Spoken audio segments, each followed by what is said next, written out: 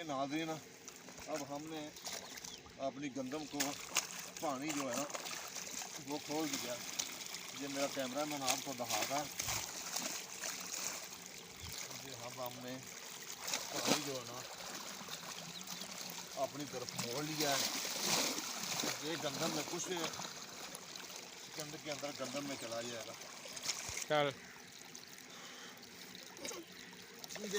नाज़रीन व्यूअर, मेरे चैनल परवेज़ आलमी को सब्सक्राइब कर दिया करें ताकि मेरी हर आने वाली वीडियो आप तक पहुंच सके। ये किसान कितनी मेहनत करते हैं और इतना